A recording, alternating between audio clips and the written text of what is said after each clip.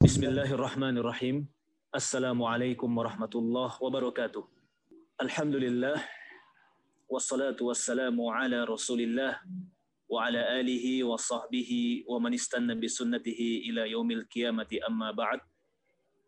Para pemirsa channel LPPH yang dimuliakan Allah Subhanahu wa taala. Alhamdulillah, di kesempatan sore hari ini Allah Subhanahu wa taala memudahkan kita untuk kembali menyempatkan waktu dalam rangka kita bertafakuh fiddin. Dan insya Allah pada sore hari ini kita akan dibersamai oleh Ustadz kita, Ustadz Umar Mita Hafizahullah. Semoga Allah Subhanahu wa taala senantiasa menjaga beliau, memberkahi setiap aktivitas beliau dan menjaga beliau serta keluarga beliau dari segala keburukan. Insya Allah, amin amin ya rabbal alamin. Alhamdulillah, tema yang kita akan bahas pada pertemuan sore hari ini berkaitan tentang apa saja amalan-amalan keluarga yang dapat mengantarkan kepada surga. Tentu semua kita punya impian, semua kita punya harapan kelak kita akan sampai di hari di mana kita bersama istri-istri kita atau suami kita, ya, atau anak-anak kita, semuanya, keluarga kita, orang-orang yang kita cintai berada di dalam surga. Dan saat itu Allah Subhanahu wa taala mengatakan, udkhulul jannata antum wa azwajukum tuhbarun. Masuklah kalian ke dalam surga bersama istri-istri kalian dalam keadaan disenangkan dan dimuliakan. Maka seyogianya bagi seorang beriman, seyogianya bagi kita semua untuk selalu menyegar-nyegarkan apa saja hal-hal yang dapat mengantarkan kita kepada pertemuan yang bahagia itu. Apa saja yang dapat memudahkan kita untuk sampai kepada kehidupan kebahagiaan yang abadi itu. Alhamdulillah, bersama kita sudah ada Al-Ustadz Umar Mita Hafizahullah, dan beliau akan menyampaikan, akan memberikan pencerahan kepada kita, memberikan tausiah kepada kita terkait apa saja hal-hal yang harus diperhatikan oleh kita semua, khususnya kepada para kepala keluarga, ya kita semua yang sudah berkeluarga, apa saja hal-hal yang itu merupakan sebab kita insya Allah sampai dengan selamat menuju surga Allah Subhanahu wa taala. Kepada Al-Ustadz Umar Mita Hafizahullah, falyatafaddal mashkuran ma'jura. Jazakallahu khair Ustadzul Karim. Innal hamdalillah wassalatu wassalamu ala Rasulillah wa ala alihi wa sahbihi wa man tabi'ahum bi ihsan ila yaumil qiyamah. Seluruh komponen keluarga besar Pondok Pesantren Hidayatullah yang semoga Allah rahmati dan semoga selalu menjadi inspirasi bagi setiap pondok-pondok yang lainnya, dan komitmennya yang luar biasa untuk menumbuhkan tunas-tunas yang akan berkembang dan menebarkan aroma wangi untuk agama Allah. Alhamdulillah, tentunya tidak ada yang kita lakukan pertama kali kecuali adalah menata hati kita untuk bersyukur kepada Allah Subhanahu wa taala, karena sesungguhnya orang yang beriman itu identitasnya banyak. Di antara identitas itu adalah mereka tidak pernah kehabisan alasan untuk bersyukur kepada Allah atas seluruh nikmat yang Allah berikan kepada mereka. Kalaupun kita mendapatkan ujian dengan adanya pandemi, sudah berlalu 6 bulan, dan kita sudah memasuki semester yang baru pada pandemi ini, memang betul ini adalah ujian, memang betul efek domino pada pandemi ini luar biasa. Semua ekonomi mendapatkan imbas dari pandemi ini, ketenangan dan kenyamanan yang kita rasakan agak berkurang dengan pandemi ini. Tapi kita harus tahu betul, sesungguhnya ujian ini hanyalah seujung kuku, adapun nikmat yang Allah berikan kepada kita seluas samudra. Ujian yang Allah berikan kepada kita ibaratnya hanyalah gemericik. Adapun nikmat yang sudah Allah berikan kepada kita bagaikan gelombang di atas gelombang yang tidak ada tepinya. Ujian yang Allah berikan kepada kita bagaikan gerimis, tetapi nikmat yang Allah berikan kepada kita bagaikan hujan berbulan-bulan tiada henti. Inilah yang menjadikan kita memahami betul, kita bukan hanya bersyukur ketika mendapatkan kelapangan, tapi sejatinya kita harusnya bersyukur ketika mendapatkan ujian, karena kita tahu di balik setiap ujian itu pasti ada samudra kebaikan yang Allah berikan kepada kita. Syukur itu ada dua secara tidak langsung. syukur ketika mendapatkan kelapangan, dan itu merupakan hal yang sangat mulia. Tapi ada yang kedua, syukur yang dilakukan oleh seseorang ketika mendapatkan ujian, karena dia tahu di balik setiap ujian itu ada kebaikan yang luar biasa. Makanya Nabi mengatakan dalam sabdanya yang mulia, fa inna ahadakum la yafrahu bil bala'i kama yafrahu ahadukum birraha. Sesungguhnya di antara kalian itu ada orang-orang yang senang ketika mendapatkan ujian, sebagaimana orang yang lemah iman ketika mereka itu mendapatkan tambahan materi dan tambahan finansial. Maka Masya Allah ternyata Rasulullah SAW itu merespon orang-orang yang mereka bersyukur bukan hanya ketika mendapatkan kelapangan, tapi justru responnya bersamaan dan syukur ketika mereka mendapatkan ujian. Semoga kita termasuk orang-orang yang senantiasa berkomitmen, bukan hanya bersyukur ketika mendapatkan kelapangan, tapi kita juga bersyukur bagaimana kita bersyukur ketika mendapatkan ujian. Kepada Allah kita tentunya menata syukur kita kepadanya, bukan bahagia yang sejatinya membuat kita bersyukur, tetapi bersyukurlah pasti kita akan dibahagiakan oleh Allah Subhanahu wa taala dalam kehidupan kita. Allah a'lam bishawab. Kita pada kesempatan hari ini akan menyampaikan sebuah nasihat. Padahal nasihat ini sejatinya adalah nasihat saya untuk diri saya sendiri. Tapi setidaknya kita senang bahwasanya pada kesempatan hari ini kita dikumpulkan oleh Allah pada majelis nasihat. Karena para ulama salaf berkata, an-nasu la yazaluna fil khair. Manusia itu akan senantiasa berada di dalam pusaran kebaikan selama mereka mencintai setiap nasihat-nasihat yang ditujukan kepada mereka. Dan tentunya nasihat yang paling bersih dari tendensi dan motif tertentu yang tersembunyi itu adalah nasihatnya Allah. Karena nasihatnya Allah dan nasihatnya Rasulullah itu hanya satu, bermaksud untuk memberikan kebaikan dalam kehidupan kita. Makanya tidak salah kalau Rasulullah itu mengibaratkan ilmu dan nasihat itu sebagaimana air hujan. Dan fungsinya hujan itu adalah menumbuhkan yang kering, membasahi yang basah. Dan tentunya dengan kita dikumpulkan di sini, mungkin yang kering dari hati saya akan dibasahi oleh Allah, apa yang mati pada hati kita akan dihidupkan kembali oleh Allah. Dan senang sekali saya pada kesempatan sore kali ini bisa menjadi bagian dari keluarga besar Hidayatullah yang sudah luar biasa, menebarkan banyak tunas-tunas yang beraroma wangi di banyak penjuru daerah dari timur dan barat. Semoga ini merupakan bentuk kebaikan yang luar biasa ke Pondok Pesantren Hidayatullah, dan doa saya kepada para asatidz dan seluruh komponen di Pondok Pesantren Hidayatullah. Semoga Allah memberkahi kalian walaupun nama para asatidznya banyak yang tidak dikenal, tapi saya yakin ketulusan dan keikhlasan mereka akan menjadi sebab masyhurnya nama mereka dan viralnya nama mereka di atas penduduk langit. Semoga saya bisa menjadi orang yang kecipratan kebaikan dan keberkahan dari keluarga besar Pondok Pesantren Hidayatullah. Sebuah pesantren yang semenjak saya kecil, Bapak saya sudah sering sekali menyampaikan tentang pondok ini. Dan Masya Allah, saya tidak menyangka pada kesempatan sore kali ini bisa menjadi bagian dari keluarga besar Pondok Pesantren Hidayatullah. Sekarang kita akan mencoba untuk menyampaikan sebuah materi yang sebenarnya dibutuhkan oleh setiap orang, terutama sangat dibutuhkan orang yang sedang berbicara dan menyampaikan di sini. Kalau kita bicara tentang keluarga, tentunya kita paham keluarga itu merupakan bagian besar dalam kehidupan kita, baik dalam kehidupan kita bermasyarakat ataupun dalam interaksi sosial kita. Kehidupan keluarga itu merupakan bagian penting. Bahkan dalam perspektif kebaikan, sesungguhnya keluarga itu adalah membentuk peradaban. Karena kemenangan-kemenangan yang diraih setiap kaum yang ada di atas muka bumi ini, itu tidak akan diperoleh sampai betul-betul sempurna di dalam kehidupan berkeluarga. Karena keluarga itu bukan bagian yang bisa dipandang sebelah mata, tetapi keluarga itu merupakan bagian yang harus diperhatikan dengan konsentrasi dan fokus. Karena keluarga itu bagian momen paling indah dalam kehidupan kita. Makanya tidak mengherankan kalau kita menjumpai dalam hadis yang diriwayatkan dari Bara' bin Azib, yang masing-masing mungkin kita sudah membaca hadisnya yang begitu panjang, kita mendapati bahwasanya ruh ketika baru dicabut dari jasadnya, ketika baru menyelesaikan pertanyaan munkar dan nakir, man rabbuka, siapa Rabbmu, siapa nabimu, apa agama yang diutus kepadamu, Lalu ketika dia mampu menjawab, dihantarkan kepadanya yaitu pemandangan menuju kepada surga.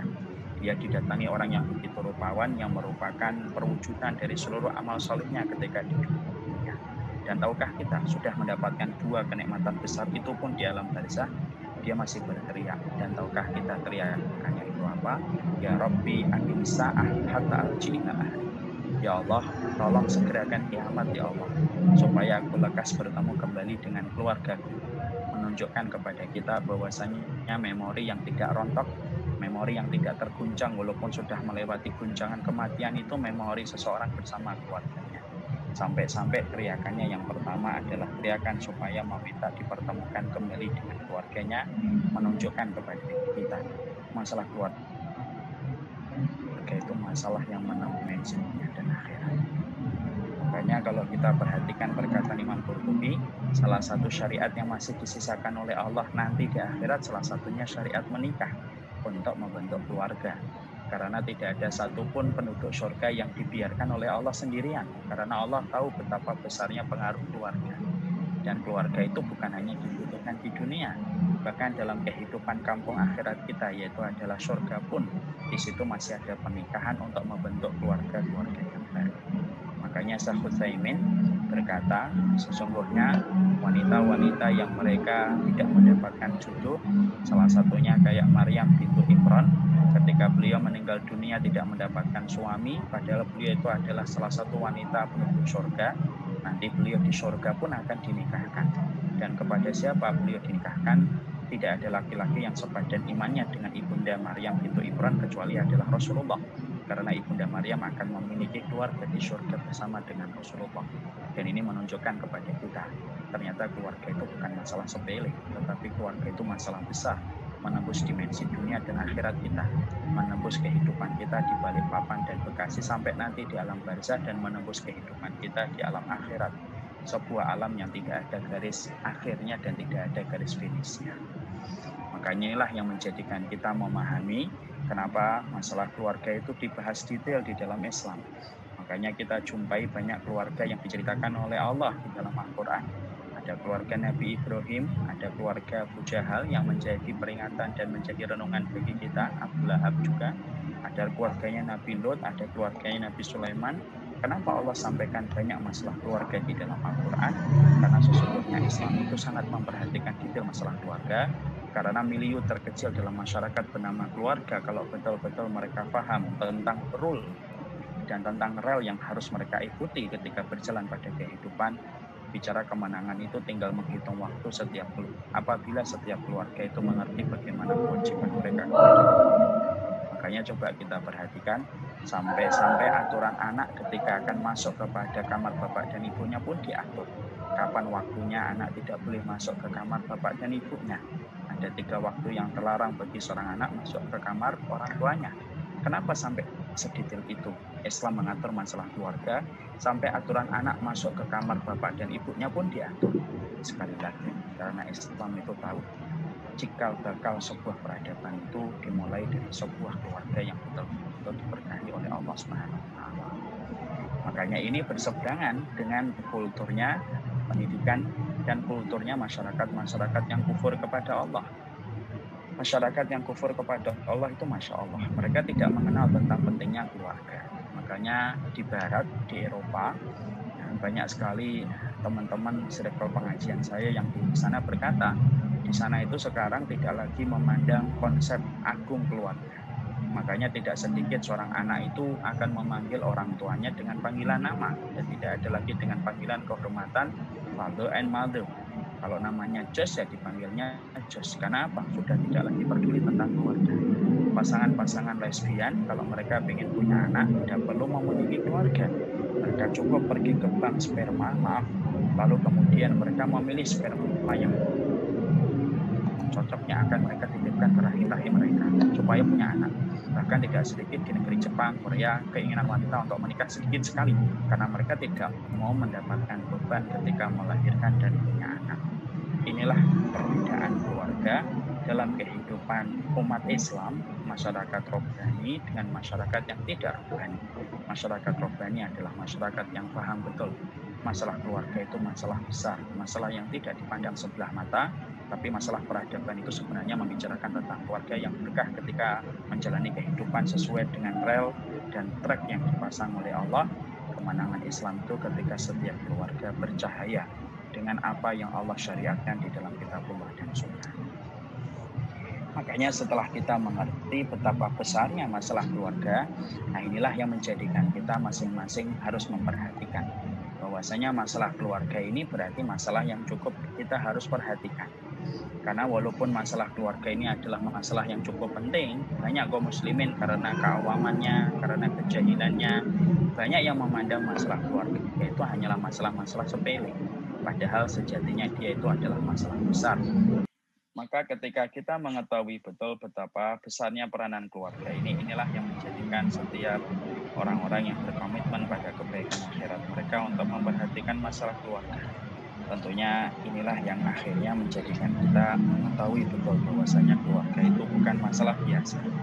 Dia merupakan bagian dari kebahagiaan yang sejatinya dirasakan oleh orang yang beriman, dan sesungguhnya kita harus paham dan tentunya kita harus mengerti konsep berkeluarga di dalam kehidupan kita bukan hanya sehidup semati, tapi adalah bagaimana setiap kita berkeluarga itu visi dan misi yang dimiliki, yaitu adalah bagaimana kita berkeluarga sampai sehidup sesurga. Dan inilah sejatinya yang kita harus pahami dan kita harus mengerti. Sekarang tentunya kita harus paham bahwasanya ketika kita telah mengetahui tentang masalah ini, tentunya kita harus paham bahwasanya Al-Quran itu memetakan kepada kita tentang masalah keluarga ini tidak sederhana. Tetapi Quran itu menyampaikan kepada kita bahwasanya keluarga nanti dalam kehidupan kampung akhirat itu terbagi menjadi 4 sifat.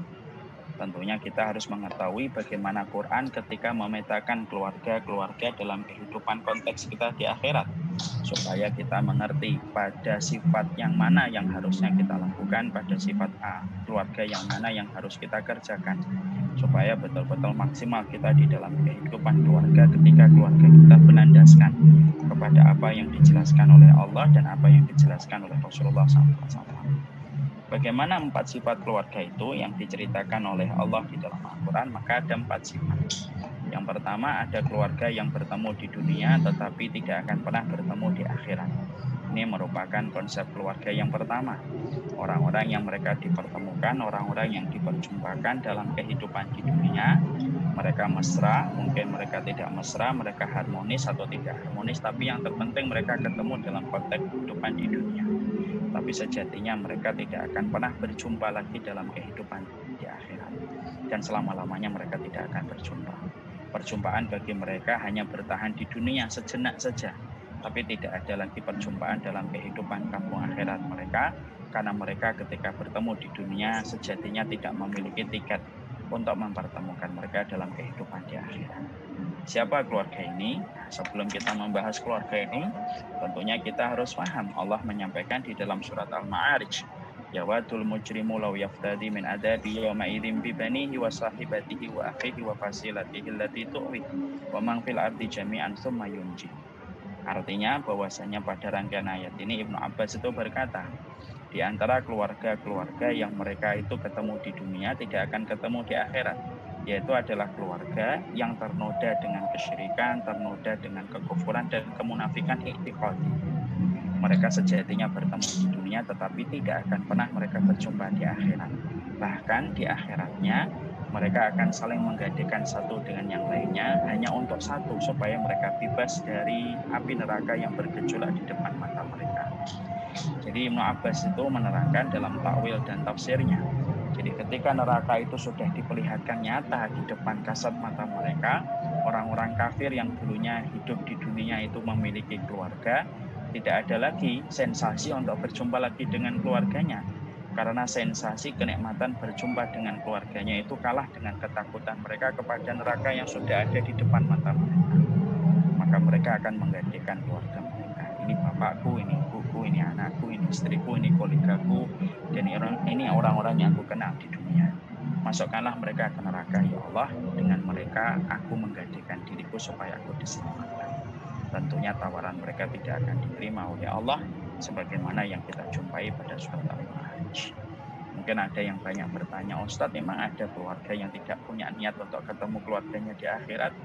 Kalau mereka betul-betul kufur, syirik, dan sejatinya mereka melakukan kemunafikan i'tiqadi yang mengekalkan pelakunya di dalam neraka, tidak akan ada niatan untuk bertemu dengan keluarga. Kenapa?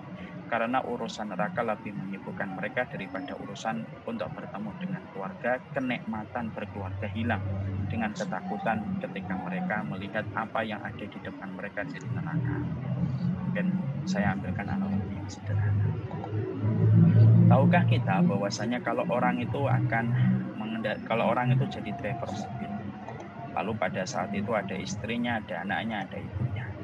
Lalu sang driver ini menyadari bahwasanya mobil itu akan berbenturan dengan mobil yang ada di depannya. Maka pada saat itu sang driver atau sang pengemudi pasti tidak ada yang dia pikirkan kecuali satu, keselamatan dirinya. Jadi kalau mobil akan tabrakan, dia akan lupa sesaat tentang istrinya, anaknya. Dia akan berusaha menutupi kepalanya supaya selamat dia dari benturan. Itu yang dilakukan oleh orang. Setelah benturan itu terjadi, kalau ditakdirkan dia selamat, baru bertanya, mana anak saya, mana istri saya. Itu baru kemudian mereka nanti akan bertanya. Kenapa dia lupa? Karena tekanan yang didapatkan ketika berbenturan mobil itu merupakan perkara yang membuat dia amnesia sejenak tentang masalah keluarganya. Sama dengan gempa. Kalau akan terjadi gempa, kita jumpain orang itu ketika terjadi gempa, tembok tiba-tiba bergoyang, tiba-tiba atap itu mau runtuh, maka seketika orang menyelamatkan diri. Bahkan yang mandi pun lupa bahwasanya dia perlu menutup aurat karena ketakutan kepada gempa lebih besar daripada dia memikirkan auratnya. Maka disitulah kita akhirnya mengambil sebuah pelajaran dari sebuah analogi sederhana. Kalau urusan gempa, kalau urusan kecelakaan bisa membuat orang itu amnesia terhadap keluarganya, karena pada saat itu tidak ada yang dia pikirkan kecuali dirinya sendiri, maka sama pula urusan akhirat itu ribuan kali lipat daripada urusan gempa dan urusan berbenturan mobil dengan mobil. Yang akhirnya menjadikan orang itu tidak ingin ketemu keluarga. Karena kesibukan mereka memikirkan neraka yang ada di depan mereka ketika mereka ingkari pada kehidupan di dunia. Saya dulu pernah punya tetangga, dia orangnya kufur, orang kafir, non-muslim. Ketika anaknya meninggal dunia ketika SMA, dia nangis gitu. Maka saya ketika melihat ini, saya teringat surat Al-Ma'arij. Pertemuan mereka hanya terbatas di dunia. Tidak akan ada lagi pertemuan dan perjumpaan di akhirat, karena perjumpaan di akhirat itu memiliki syarat dan kondisi yang harus diperhatikan. Dan kalau syarat dan kondisi ini tidak diperhatikan, sejatinya mereka tidak akan pernah berjumpa kembali. Maaf ya, bukankah kita melihat anak muda kalau ingin bertemu dengan idola mereka, maka syaratnya dan ketentuan kan berlaku. Harus membeli tiket, uangnya harus cukup untuk membeli tiket, memastikan tiketnya tidak rusak, memastikan scan-nya di tiket itu tidak rusak, sampai akhirnya bisa berjumpa dengan idola. Kalau hanya berjumpa idola yang dalam konteks kemaksiatan ternyata ada syarat dan ketentuan yang berlaku, maka sejatinya pun sama. Dalam kehidupan di akhirat pun semacam itu. Makanya maaf ya, orang kafir walaupun mereka itu mesra, harmonis, meninggalnya sambil pegangan tangan, hidupnya dalam kondisi romantis, bertabur bunga dan coklat, sejatinya mereka hanya berjumpa di dunia, tapi tidak ada lagi perjumpaan di akhirat. Ada yang kedua, yaitu adalah mereka yang tidak bertemu di dunia tetapi bertemu di akhirat. Berapa banyak seorang kakek akan dipertemukan dengan cucunya walaupun ketika di dunia mereka tidak berjumpa. Bukankah Ibunda Khadijah nanti akan ketemu dengan Ibunda Aisyah walaupun mereka tidak berjumpa di dunia? Karena itu merupakan bagian dari sesuatu yang digambarkan dan dijelaskan di dalam Al-Quran. Ada yang ketiga, yaitu keluarga yang mereka bertemu di dunia tetapi bertengkar hebat di akhirat. Yaitu adalah keluarga siapa? Keluarga yang diceritakan di dalam surat Az-Zukhruf. Allah menyampaikan kepada kita, al-akhillau yawma idzin ba'duhum li ba'din adu ilal muttaqin. Berapa banyak orang yang saling mencintai ketika di dunia, tetapi kelak pada waktu di pengadilan Allah mereka akan saling bermusuhan kecuali orang yang bertakwa. Kata al-akhillau, para ahli tafsir itu menyampaikan salah satunya keluarga. Berapa banyak keluarga yang saling mencintai, saling harmonis, romantis dalam kehidupan rumah tangga mereka, tapi sejatinya mereka kelak dalam kehidupan di akhirat mereka akan bermusuhan. Siapa keluarga yang ketiga? Keluarga yang ketiga adalah keluarga yang sejatinya mereka berjumpa, mereka bertemu, mereka muslim, tetapi mereka tidak pernah mengingatkan tentang jalan surga dan tidak pernah mengingatkan dan memperingatkan tentang jalan neraka. Suami diam terhadap kemaksiatan yang dilakukan istrinya menutup aurat atau tidak menutup aurat, tidak peduli. Seorang orang tua tidak peduli bagaimana kehidupan anak-anaknya, anak-anaknya tidak peduli bagaimana kehidupan orang tuanya. Mereka yang hanya berjumpa, tapi lupa bahwasanya perjumpaan itu harusnya menjadikan kiblat mereka kepada Allah. Akhirnya mereka diam, mereka hanya berjumpa, menghiasi pertemuan mereka dengan senang-senang, mungkin akan pergi rekreasi ke tempat-tempat destinasi wisata, tapi tidak pernah mengingatkan tentang urusan akhiratnya. Maka sejatinya, walaupun ketemu di dunia rukun, tidak bertengkar karena tidak pernah memperingatkan, tapi sejatinya mereka akan bertengkar hebat. Dan Allah sampai menyebutkan dengan kata aduun, dengan kata musuh. Karena sejatinya berapa banyak orang yang bertengkar di hadapan pengadilan Allah ketika mereka saling mencari pembenaran dan mencari kambing hitam atas kesalahan yang mereka lakukan, dan mereka perlu untuk mendapatkan kambing hitam, dan kambing hitam itu keluarganya. Maka kata para ulama salaful ummah berkata, berapa banyak seorang suami nanti akan berkata, istri saya itu begini-begini di depan Allah. Dan berapa banyak istri nanti akan menggugat suaminya, kamu ini kepala keluarga, harusnya pada peringatan ini, pada hal ini kamu harus mengingatkan kami. Dan tentunya berapa banyak anak-anak yang akhirnya menggagalkan perjalanan orang tuanya menuju kepada surga. Gara-gara orang tuanya diam, tidak pernah mengingatkan anaknya ketika bapaknya menjadi dayus. Alladzi yuqirul khabitha fi ahlihi, gara-gara bapaknya itu dayus sama membiarkan kemaksiatan pada keluarganya. Anaknya berzina, anaknya menzinai, disebabkan orang tua tidak pernah memakai aturan-aturan di dalam mengatur kehidupan putri dan putranya. Masya Allah ya, membayangkan bertengkar di akhirat itu kayak apa. Bertengkar pada kehidupan di dunia aja melelahkan, jujur deh. Pertengkaran yang paling melelahkan dan menguras pikiran itu pertengkaran keluarga. Berapa banyak laki-laki itu mampu mengalahkan 2-3 preman sekaligus. Tapi ketika dia bertengkar sama istrinya, pikirannya akan terkuras. Dan dia tidak akan bisa konsentrasi pada aktiviti yang dia kerjakan. Gara-gara bertengkar dengan istrinya. Berapa banyak istri itu mampu mengalahkan teman-teman arisannya ketika berdebat. Tapi dia pasti akan kehilangan selera makan kalau dia bertengkar sama anaknya. Disitulah kita paham. Pertengkaran yang sejatinya betul-betul menguras tenaga kita itu pertengkaran keluarga. Itu baru di dunia. Pertengkaran di akhirat tentunya lebih besar dan lebih berat. Nah, inilah yang menjadikan kita memahami. Mengingatkan itu penting walaupun terkadang terjadi pertengkaran. Daripada mendiamkan kesalahan yang akhirnya menjadi bom waktu yang meledak di pengadilan Allah yang sejatinya itu jauh lebih berat. Nah, itu yang ketiga. Makanya Masya Allah, tentunya kita paham berarti keluarga muslim adalah keluarga yang menceraikan sifat dayus dalam kehidupan rumah tangga mereka. Laki-laki wajib lembut, tapi laki-laki lebih wajib lagi untuk mengingatkan tentang keluarganya. Perempuan wajib lembut, tapi perempuan harus tegas ketika mengingatkan kesalahan keluarganya. Ada yang keempat, yaitu adalah keluarga yang sudah disampaikan oleh Allah, keluarga yang berjumpa di dunia, berjumpa pula di akhirat. Sebagaimana Allah sampaikan di dalam surat At-Tur, ayat yang ke-21, ayat 21, 22, 23, 24. Allah menyampaikan, waladina amanu wattabathum dzurriyyatuhum biimanin alhaqna bihim dzurriyyatahum wa ma'alatnahum min amalihim min syai' kullu imrin bima kasaba rahin. Di situ Allah menyampaikan, sesungguhnya orang yang beriman itu akan diperjumpakan dengan orang yang beriman dari kalangan anak cucu mereka. Insya Allah ya.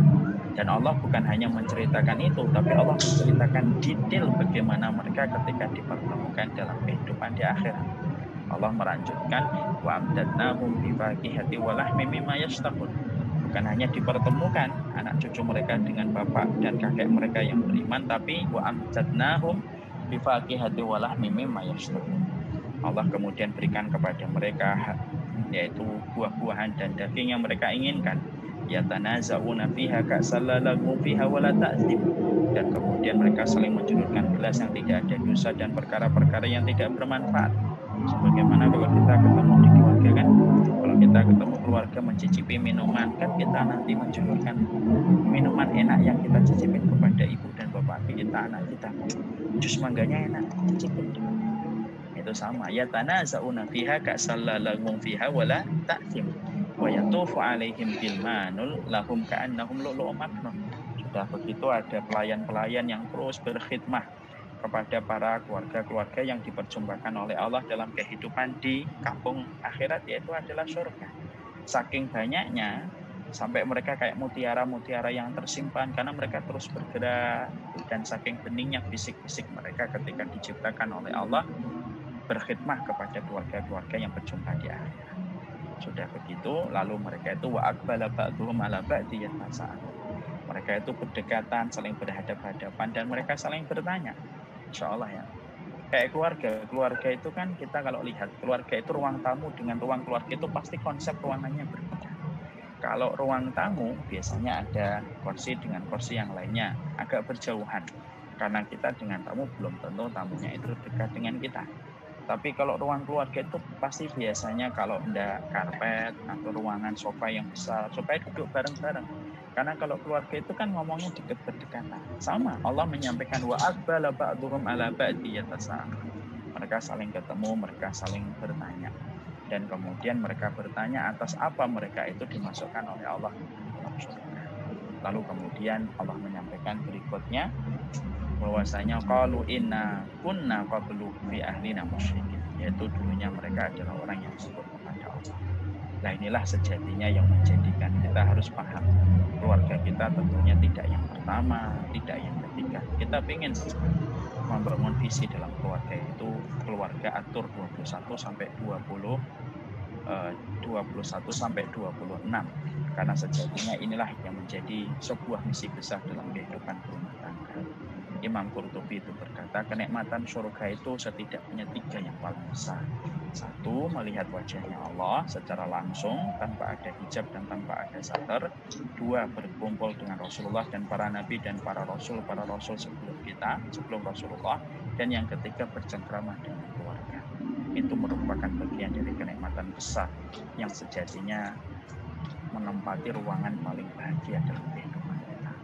Makanya Masya Allah ya, para bapak dan ibu, kita saja di dunia rela untuk mudik, bayar tiketnya lebih mahal, dengan konsekuensi macetnya juga lebih panjang. Tapi kenapa kita rela? Karena kita tahu betul bahwasanya berkumpul itu sesuatu yang menyenangkan. Itu baru dalam kehidupan di dunia. Kan kemarin aku bikin Zoom nih buat ikut acara apa gitu yang orang.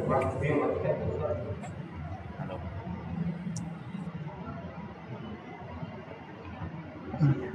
Itu baru dalam kehidupan di dunia, belum dalam kehidupan di akhirat.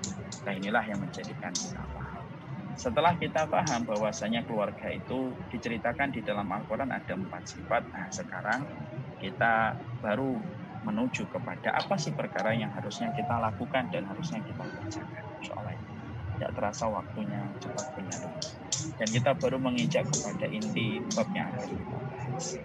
Nah, sekarang kita akan jelaskan agak singkat karena waktu kita terbatas. Sekarang, apa sih yang kita harus lakukan betul supaya kita menjadi keluarga atur 21 sampai 25 atau 26. Apa yang harusnya kita lakukan supaya kita menjadi keluarga atur 21 sampai 26? Maka setidaknya para ulama di dalam kitab-kitab muktabar yang mereka miliki, dalam kitab-kitab tafsir, itu menyampaikan setidaknya ada 5 perkara yang harusnya dilakukan dan dilakukan oleh keluarga-keluarga yang memiliki visi atur 21 sampai 26. Apa yang pertama? Yang pertama, keluarga yang betul-betul bervisi sehidup sesurga, bukan hanya sehidup semati, yaitu pertama adalah keluarga-keluarga yang berkomitmen untuk menjaga keimanan dari kekufuran, kesyirikan, dan kemunafikan. Ini harga mati. Jadi harga mati orang yang beriman itu, harga mati itu adalah bagaimana dia beriman yang tidak tercampur dengan kesyirikan dan kekufuran. Ini harga mati. Tidak bisa dilakukan. Karena sekalinya ada satu keluarga yang dia tersengat dengan kesyirikan, yang tersengat kemudian dengan kekufuran ataupun dengan kemunafikan, maka sesungguhnya tiket perjumpaan mereka di akhirat tidak akan mereka jumpai, dan tiket itu tidak akan pernah ada. Ketika tiket itu tidak ada, maka tidak akan pernah berjumpa dalam kehidupan di akhirat. Abu Lahab tidak akan bertemu dengan Ummu Jamil, sebagaimana Fir'aun tidak akan bertemu dengan Asiyah binti Muzahim. Hatta Rasulullah pun tidak berjumpa dengan Abu Thalib. Jadi saya pernah mencari riwayat yang saya tahu Nabi pun tidak berjumpa dengan Abu Thalib. Saya semua bertanya-tanya itu apakah Rasulullah ketemu dengan Abu Thalib? Saya cari di banyak sekali kitab-kitab hadis sampai sekarang belum tahu sampai kedepannya Nabi tidak berjumpa dengan Abu Thalib, walaupun syafaatnya Nabi berlaku untuk pamannya Abu Thalib yang kufur. Disitulah yang menunjukkan kepada kita komitmen setiap keluarga itu betul-betul menjaga akidah. Makanya betul kayak Hidayatullah itu selalu mengatakan membentengi masyarakat dengan akidah, itu betul. Karena sesungguhnya sesuatu yang paling cepat terjual pada kehidupan akhir zaman itu bukan rumah, bukan handphone. Bisa jadi ada orang itu jual rumah 3 bulan belum tentu laku. Bisa jadi ada orang jual handphone sudah 3 hari belum tentu laku. Tapi yang paling cepat dijual itu keimanan dan akidah. Makanya sampai Rasulullah mengatakan badiru bil amali fitanan kaqita ilailil mudlim asbaha rajulu mu'minan wa amsa kafiran wa amsa mu'minan wa asbaha kafiran yabi atinahu bi aradi minad dunya. Nabi sendiri yang menyampaikan, bersegeralah kalian untuk beramal soleh sebelum datangnya malam yang begitu gelap gulita. Saking gelapnya, maka ada orang di waktu pagi dia beriman, sore harinya kufur, sore harinya beriman, pagi harinya kufur. Insya Allah ya. Nabi mengatakan pagi harinya beriman, sore harinya kafir. Sore harinya beriman, pagi harinya kafir. Nabi tidak mengatakan pagi harinya masih solih. Nah, ketika sore banyak dosa. Nabi nggak mengatakan itu. Nabi mengatakan dalam 2 bentuk yang sangat jauh. Yang satu paginya beriman, sore harinya kufur. Dan itu menjadi sebuah peringatan bagi kita. Bahwasanya Masya Allah begitu besarnya kebutuhan organ kita kepada harga mokok yang harga mati yang tidak boleh kita kurangi sedikit pun adalah bagaimana menjaga akidah kita, menjaga kehidupan anak-anak kita dengan tauhid yang benar. Makanya jujur ya Ustadz dan bapak-bapak dan ibu, saya tuh sering sekali kalau mendapati anak saya tidur dalam hati saya itu apa? Sesungguhnya anak-anak kita nanti akan berjumpa dengan satu zaman yang jauh lebih berat daripada zaman kita, terutama dengan upaya untuk menjaga akidah dan tauhid. Tidaklah disebut dengan zaman fitnah, kecuali syiriknya itu banyak. Makanya Allah menyampaikan al-fitnatu asyaddu minal qatl. Fitnah itu lebih kejam daripada pembunuhan. Artinya fitnah pada ayat itu kesyirikan. Dan Rasulullah sudah menyampaikan bagaimana konteks kesyirikan nanti di akhir zaman. Wa ma antum fi syirki ila kasyaratil bayda fi jildi sawril aswad. Perumpamaan umatku yang terjerumus kepada kesyirikan itu sebagaimana domba yang berwarna hitam, ada garis melintang putih. Garis melintang putih itu menggambarkan umatku yang selamat dari kesyirikan. Hitamnya domba itu menggambarkan umatku yang jatuh dalam kesyirikan. Insya Allah. Belum lagi kemunafikan i'tiqadi. Munafik i'tiqadi. Yang sejatinya Masya Allah. Munafik i'tiqadi itu kata Imam Ibnu Katsir ada 2 penyebabnya. Bisa jadi karena memang dia ingin mendapatkan kedudukan dan harta sampai menjadi munafik i'tiqadi. Atau yang kedua, bisa jadi karena kebutuhan-kebutuhan yang ada. Dan itulah yang menjadikan kita akhirnya memahami betapa Masya Allah komitmen yang pertama itu adalah komitmen. Sesungguhnya komitmen itu adalah menjaga dari perkara kesyirikan dan kekufuran. Nah, makanya tidak mungkin kan orang itu akan menjaga keluarganya dari keimanan kalau dia tidak paham akidah kan. Tidak mungkin dia akan menjaga keluarganya dari kesyirikan kalau dia tidak paham tauhid. Makanya harus berilmu, karena ketika kita berilmu barulah kita akan paham apa sejatinya yang harus kita lakukan untuk keluarga kita. Banyak kesyirikan, banyak kemunafikan hari ini itu disebabkan karena banyaknya kebutuhan. Orang itu enggan kalau belajar agama, tetapi dia bersemangat untuk belajar ilmu belajar ilmu dunia. Makanya sampai Rasulullah menyampaikan bahwasanya abghadur rijali indallahi alimun bidunya jahilun anil akhirah. Orang yang dibenci oleh Allah itu orang yang alim tentang dunia tapi bodoh tentang urusan akhiratnya. Kalau dia bodoh tentang urusan akhiratnya, ya istrinya nggak ngerti tentang tauhid, anaknya juga nggak paham tentang akidah. Omongannya omongan yang menyentuh perkara tauhid dan kesyirikan pun dia tidak sadar. Inilah bahaya. Kebodohan itu tidak selamanya dimaafkan. Kalau kebodohan itu dalam persoalan akidah dan tauhid ketika dia melalaikan dan tidak pernah berkomitmen untuk mempelajari secara benar. Itu yang pertama, dan ini masih panjang, tapi saya cukupkan singkat saja. Yang kedua, tentunya keluarga yang betul-betul akan diperjumpakan kembali dalam kehidupan di akhirat adalah keluarga yang mereka itu adalah keluarga yang ideologis, bukan hanya keluarga biologis. Keluarga ideologis itu adalah keluarga yang bercita-cita besar. Bagaimana keluarga itu akan menjadikan apa yang mereka miliki itu menjadi manifestasi untuk akhirat mereka. Kalau punya anak, anaknya sudah diwakafkan di jalan Allah. Kalau punya sesuatu, apa yang dia miliki dipakai untuk kontribusi di jalan Allah. Kayak Umar bin Khattab yang istimewa. Setiap beliau memiliki barang, selalu ditulisi dengan kata mahbusun fisabilillah. Itu tergunakan hanya untuk di jalan Allah. Kudanya, pedangnya, tombaknya, perisainya, baju besinya, selalu ada tulisan mahbusun fisabilillah. Ketika ditanyakan sama Umar, kenapa sih kok semua barang-barangmu kamu tulisin dengan kata mahbusun fisabilillah? Supaya tulisan ini mengingatkan kepadamu bahwasanya semua ini harus dipakai untuk berkontribusi pada jalan Allah. Masya Allah ya.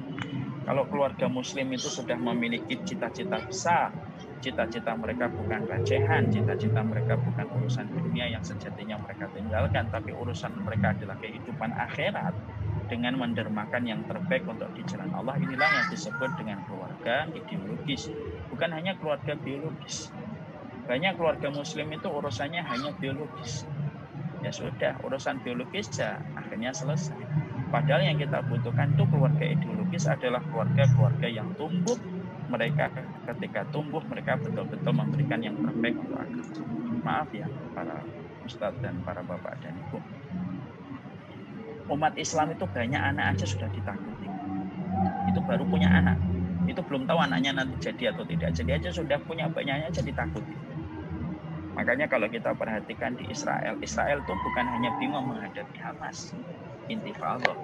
Tapi Israel itu juga kebingungan menghadapi demografi masyarakat Palestina yang luar biasa. Karena wanita-wanita Palestina itu diberikan oleh Allah kesuburan rahim mereka sampai gampang punya anak. Dibom satu rumah, 2 mati, bersamaan pada detik yang sama 16 orang lahir bayi. 16 itu lahir. Dan akhirnya membuat bingung. Masya Allah ya. Apa yang kita ambil pelajaran? Demografi saja bisa membuat musuh-musuhnya Allah itu kelimpungan.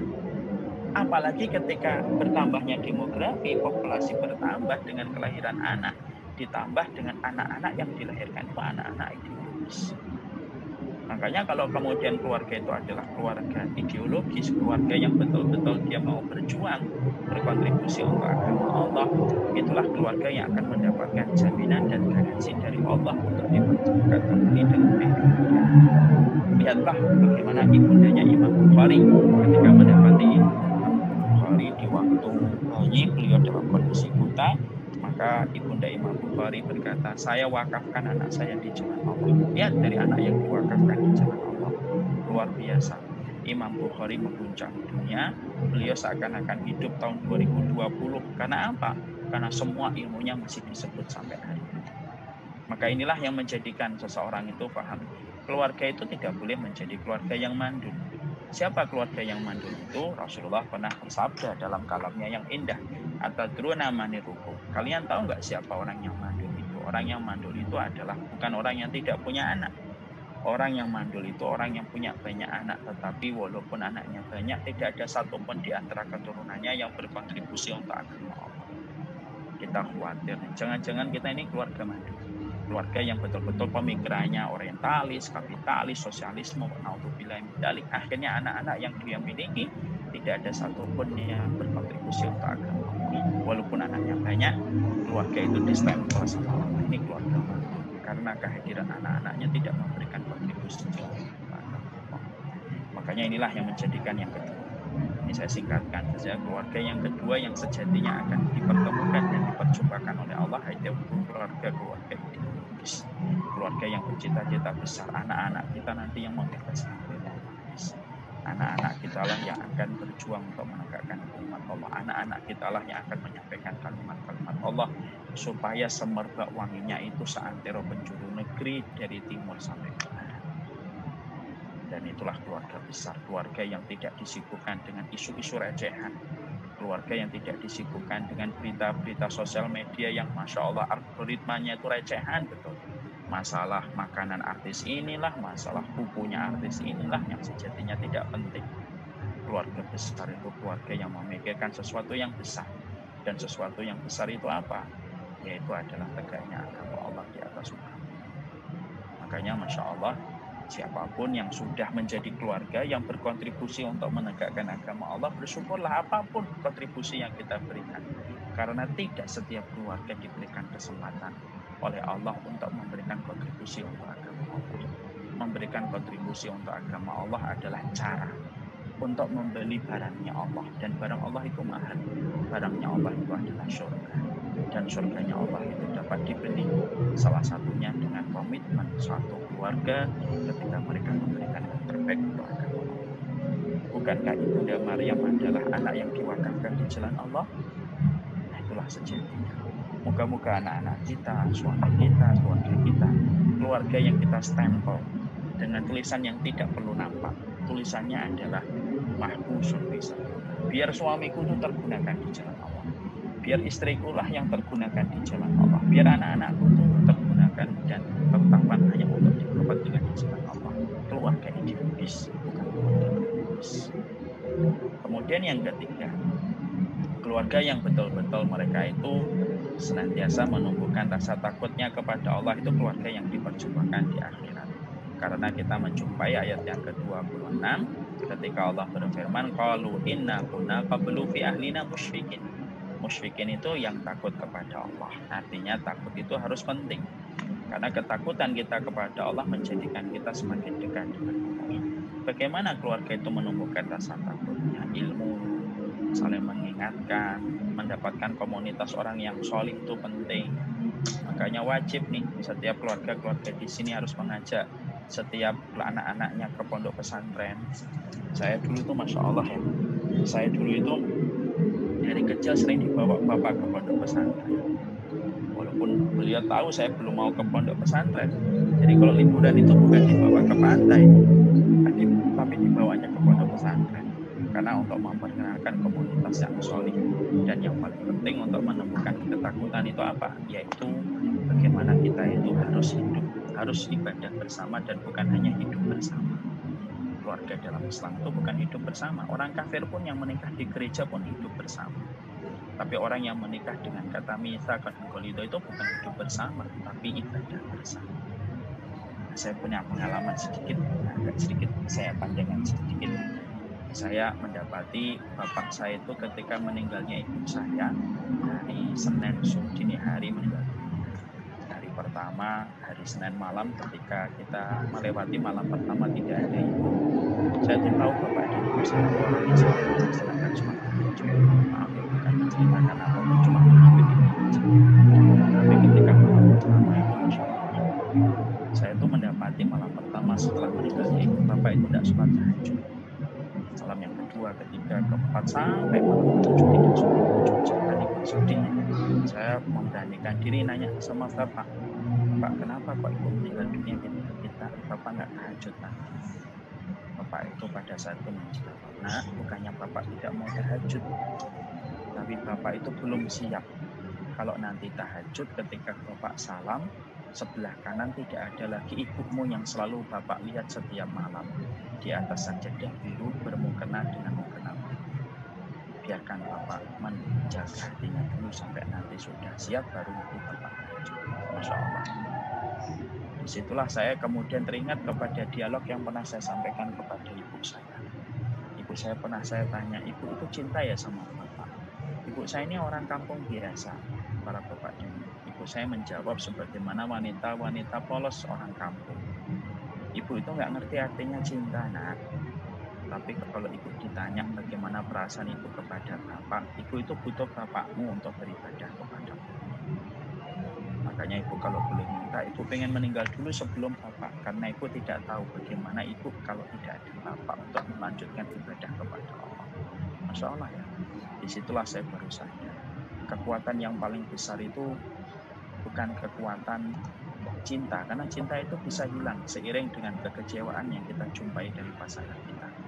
Kasih sayang itu pasti berkurang dengan mungkin kekurangan yang kita dapatkan dari pasangan kita.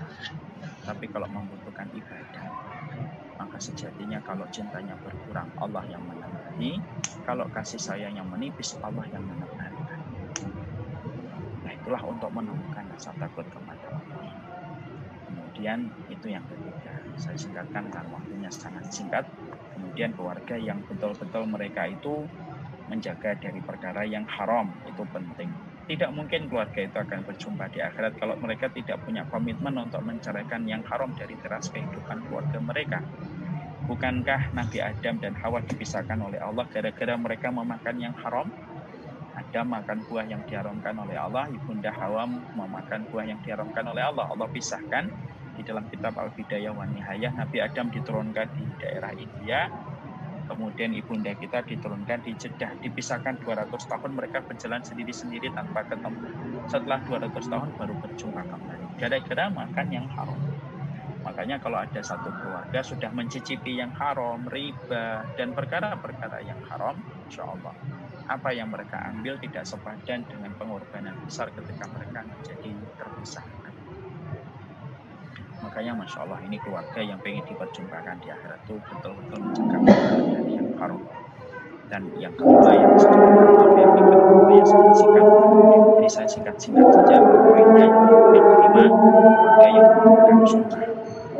Keluarga yang sunnah yang ilmunya berdasar kepada Nabi, itulah sejatinya yang mereka akan mendapatkan dan paling bahagia dengan syafaatnya Rasulullah. Dan syafaat Nabi itulah yang bisa menjadikan setiap anak memberi syafaat kepada bapaknya, bapak bisa mengangkat derajat anaknya, dan banyak sekali dalil-dalil tentang masalah itu. Wallahu a'lam bishawab. Sebenarnya ini 1, 2, 3, 4, 5 ini cukup panjang penjelasannya. Tapi tadi saya diberitahu hanya 40 menit, ini masih belum dibuka dengan tanya jawab. Tidak apa-apa, memang nasihat yang paling baik itu jangan terlalu panjang. Idza talal majlis fakana lisyaitan nasib. Majlis ilmu kalau terlalu lama itu biasanya banyak syaitannya yang akan datang mengganggu. Saya kira cukup walaupun sederhana, tetapi semoga semua narasi ini mampu kita rubah menjadi aksi nyata pada kehidupan kita sehari-hari. Semoga visi dan misi kita itu bukan sehidup semati, tapi visi dan misi kehidupan kita adalah bertemu di dunia, tetapi berkeluarga di akhirat. Semoga kita memahami tentang ini dan semoga kita menjadi keluarga ideologis dan bukan hanya keluarga ideologis. Wallahu a'lam bishawab. Wassallallahu ala nabiyyina Muhammad walhamdulillahirabbil alamin. Alhamdulillahirabbil alamin.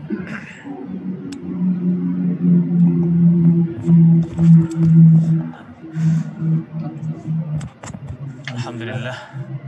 Terima kasih banyak. Jazakumullah khairan. Kita ucapkan kepada Al-Ustadz Umar Mita hafizahullah. Masya Allah Ustadz, pelajaran yang membuat kami lupa dengan dunia. Pelajaran yang membuat kami teringat bahwa kita semua sedang menuju kepada akhirat. Maka memang ini adalah satu kebutuhan yang harus selalu kita segar-segarkan. Karena memang kebutuhan kita ini tidak hanya kebutuhan yang bersifat fisiologis, tapi juga kebutuhan spiritual. Alhamdulillah, Ustadz telah mengingatkan kita semuanya. Dan tentunya banyak hal yang telah kita serap, kita terima dari Ustadz atas penyampaian tausiahnya tadi. Ya, saya menggarisbawahi satu hal penting di sini, bahwa hendaknya kita berkomitmen untuk menjadi keluarga yang tidak hanya ketemu di dunia, ya, tapi kebersamaan kita terus akan berlanjut sampai di akhirat nanti, insya Allah. Ya. Mudah-mudahan kita semua termasuk dari keluarga yang seperti ini, ya. Keluarga yang berjumpa di dunia dan juga di akhirat kelak, insya Allah. Ya, ada poin-poin yang telah disampaikan oleh Ustadz Umar Mita terkait bagaimana kiat-kiatnya agar menjadi keluarga yang oleh Allah akan diabadikan kebersamaannya sampai di akhirat nanti ya. Yang pertama adalah bagaimana keluarga tersebut berkomitmen untuk untuk memiliki visi sehidup sesurga. Masya Allah, ini visi yang perlu untuk kita ingat semua ya, saudara-saudaraku ya. Bagaimana kita memantapkan dan terus menyegar-nyegarkan visi keluarga, yaitu visi sehidup sesurga ya. Artinya kita berusaha untuk menjaga akidah. Ya. Ada satu narasi tadi yang disampaikan oleh Ustadz yang ini cukup menyentuh bagi saya secara pribadi ya. Ya, di akhir zaman ini sesuatu yang paling cepat terjual adalah akidah ya. Subhanallah ya, Allah yang Maha membolak-balikan hati ya. Kita memohon kepada Allah Subhanahu wa taala agar kita dikokohkan di atas agama ini insyaallah, di atas akidah yang benar, akidah yang akan menyelamatkan kita dari keburukan tidak hanya di dunia tapi juga di akhirat kelak insyaallah.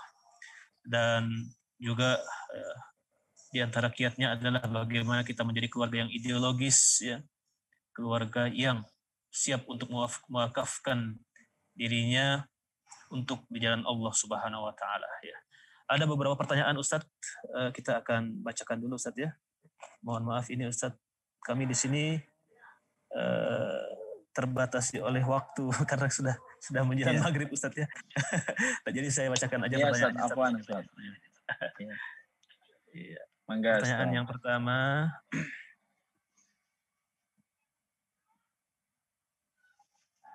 Ya. Ustadz, ini pertanyaan kami bacakan sekaligus Ustadz ya. Ada beberapa pertanyaan ini, ada sekitar 5 pertanyaan. Mangga, Ustadz. Yang pertama adalah bagaimana menanamkan mindset surga di dalam seluruh anggota keluarga. Pertanyaan berikutnya adalah bagaimana tips dari Ustadz untuk mengajarkan anak-anak yang masih usia SD agar lebih giat untuk mengejar surga tanpa harus memaksa-maksa mereka, ya, tanpa orang tua harus memaksa-maksa anak, ya, agar anak itu sudah memiliki pemahaman untuk berusaha meraih surga itu. Berikutnya Ustadz, mohon tipsnya bagaimana cara menguatkan akidah kepada anak sejak masih bayi Ustadz. Apa ini ada tips-tipsnya agar anak tersebut memiliki karakter visi akhirat yang jelas, yang kelak mampu menghadapi tantangan zaman yang semakin berat. Berikutnya adalah Ustadz, terkadang kita sulit membedakan antara sikap tegas dan keras dalam mendidik, terutama terhadap anak laki-laki. Bagaimana tips dan kiatnya Ustadz? Dan terakhir adalah, Ustadz, apa saja kitab yang direkomendasikan untuk mendidik anak sejak dini? Demikian Ustadz, sejumlah pertanyaan yang disampaikan oleh para peserta kepada Ustadz Umar Mita. Ya, kami persilahkan untuk menanggapi pertanyaan-pertanyaan tadi. Tafadhol Ustaz. Insyaallah. Pertanyaannya luar biasa Ustaz. Pertanyaan yang sederhana dan singkat, tapi memang sejatinya membutuhkan waktu berjam-jam kalau kita sudah menyampaikan tentang itu. Karena masalah pendidikan anak itu memang luar biasa Ustaz. Banyak sekali ilmu yang kita semua harus lakukan. Kalau boleh saya sederhanakan karena waktu kita yang terbatas, kesolehan orang tua itu sangat berpengaruh kepada kesolehan anak. Makanya Sa'id bin Musayyib tidak salah beliau itu menantunya Abu Hurairah. Beliau pernah satu waktu memperbanyak sholat sunnahnya. Kenapa kamu memperbanyak sholat sunnahmu? Wahai ayahku, maka pada satu ayatnya berkata, "Setiapkan kamu nak, sesungguhnya aku perbanyak sujudku supaya memperbanyak kualitasmu dalam ketaatan." Orang tua itu kayak benda. Kalau bendanya lurus, maka bayangan itu lurus. Tetapi kalau bendanya bengkok, maka bayangan pun akan menjadi bengkok. Yang benda itu kita, yang bayangan itu adalah anak-anak. Makanya Masya Allah, kalau boleh saya ringkaskan dari semua pertanyaan tadi, karena semua pertanyaan itu luar biasa, membutuhkan waktu khusus untuk kita lebih mendalam ke materinya. Tapi kalau boleh kita singkatkan, mari kita teruskan bagaimana kita kepada Allah. karena lurusnya orang tua itu akan mengakibatkan lurusnya anak-anak kita. Pahlawan-pahlawan Islam itu tidak pernah jauh dari rahim yang taat kepada Allah. Pahlawan-pahlawan Islam itu tidak pernah jauh dari pemilik air, dari air yang membentuk janin yang selalu mendekat kepada Allah Subhanahu wa Ta'ala. Betapa banyak orang tua yang kadang-kadang tidak punya waktu dengan anaknya, tapi karena dia solih, maka Allah yang akan mengurusi urusan anaknya dengan sesuatu yang tidak pernah dibayangkan sama orang tua. Jadi marilah kita menjadi benda-benda yang lurus, supaya lurus pula bayangan-bayangan kita. Karena bendanya itu kita selaku orang tua, kalau anak-anak kita adalah bayangan-bayangan kita sejatinya dalam kedekatan kita kepada Allah Subhanahu wa Ta'ala. Wallahualam bishawab. Adapun masalah buku Ustaz yang cocok dengan anak-anak ini salah satunya, ini saya dulu punya buku nih, umum saya di perpustakaan saya sendiri. Ini buku yang dulu saya punya Arabnya. Ini bukunya yaitu adalah Cara Nabi Ketika Mendidik Anak. Ini termasuk salah satu buku yang dulu saya baca kaidah Arabnya, dan Masya Allah ini bukunya bagus banget. Ini buku ini ditulis oleh Syekh Muhammad Ibnu Abdul Hafidz Suwaid. Ini sudah dicetak dalam beberapa versi penerbitan yang berbeda-beda. Tapi bagus banget, bisa dijadikan referensi. Mungkin nanti kita foto, kita share kalau memang ingin memiliki referensi tentang masalah pendidikan anak. Imam Ibnu Qayyim pun memiliki buku tentang masalah anak. Allah bisa. Semoga Allah memberikan kepada kita ilmu. Semoga kita tidak pernah kenyang untuk mendapatkan kebenaran dan ilmu yang sejatinya diajarkan oleh Allah dan Rasul-Nya. Alhamdulillahirrahmanirrahim. Masya Allah, banyak pertanyaan yang disampaikan, namun Al-Ustadz Umar Mitah Hafidhahullah memberikan jawaban yang singkat dan padat, ya, bahwa yang terpenting bagi para orang tua ketika ingin agar anaknya baik adalah orang tua harus menguatkan komitmennya menjadi orang yang baik pula. Insya Allah orang-orang yang soleh oleh Allah akan dikaruniai oleh anak-anak yang soleh pula. Alhamdulillah, tidak terasa waktu kita berjalan hampir 1 jam lebih. Ya. Banyak ilmu yang kita dapatkan, ya. Ilmu yang insya Allah menjadi tambahan keberkahan dalam hidup kita, ya. Dan mari kita bersama-sama untuk berkomitmen agar bagaimana setelah ini kita meningkatkan lagi komitmen tarbiyah kita kepada anak-anak, komitmen tarbiyah kepada diri sendiri, kepada istri kepada suami, ya. Karena kita berharap sekali menjadi orang-orang yang kelak di akhirat nanti oleh Allah diberikan karunia untuk melihat Allah Subhanahu wa Ta'ala, untuk dikumpulkan bersama Rasulullah alaihi salatu wassalam, dan kelak kita pun juga akan menikmati kebahagiaan tersebut bersama keluarga kita insyaallah. Amin amin ya rabbal alamin. Al-Ustadz Umar Mitah, jazakallahu khairan. Ya, saya mewakili para peserta semuanya. Jazakallah khairan atas ilmunya, Ustadz, ya. Mudah-mudahan Ustadz oleh Allah diberikan kesehatan, Ustaz. Diberikan kekuatan, amin ya Rabb, diberikan ya Rabb, ya Rabb, ya Rabb, ya Rabb, ya Rabb. Allah Ustaz, dan juga kami memohon kepada Ustadz untuk kami didoakan juga Ustadz insyaallah, ya. Agar kami semua oleh Allah diberikan kekuatan untuk istiqomahi. Insyaallah doanya antum lebih mustajab daripada doa. Amin ya Allah Ustadz. Saling mendoakan Ustadz, ya. Amin insyaallah Ustadz. Ya. Semoga kita selalu dikumpulkan dalam kondisi yang baik di dunia dan lebih baik dalam kehidupan kamu akhirat kita. Amin amin ya rabbal alamin. Bertemu di dunia, bertetangga di surga. Amin amin ya rabbal alamin. Masya Allah Ustaz, jazakumullahu khairan katsiran atas waktunya, ya. Ustaz, akhirnya waktu yang membatasi kita untuk tidak terlalu panjang di dalam kebersamaan ini, ya. Iya, meskipun sebenarnya hati ini ingin lebih lama lagi, Ustaz. Iya, Ustaz. Alhamdulillah. Ya, jazakumullah khairan, Ustaz, ya. Hakikatan tasyarafna, Ustaz. Hakikatan. Jujur kami merasa terhormat bisa mengisi dan senang sekali bisa menjadi bagian dari keluarga Pondok Pesantren Hidayatullah. Alhamdulillah, alhamdulillah. Ingat para peserta semuanya bahwa Ustadz sangat bersyukur sekali telah menjadi bagian dari kita, kan, ya. Maka kita harus lebih bersyukur lagi insyaallah, ya. Baik Ustadz, ya, dari saya ucapkan Jazakumullah khairan katsiran. Kita tutup pengajian atau acara pada sore hari ini dengan sama-sama baca doa kafaratul majelis. Subhanakallahumma wa bihamdika nasyhadu an la ilaha illa anta nastaghfiruka wa atubu ilaik. Wassalamualaikum warahmatullahi wabarakatuh.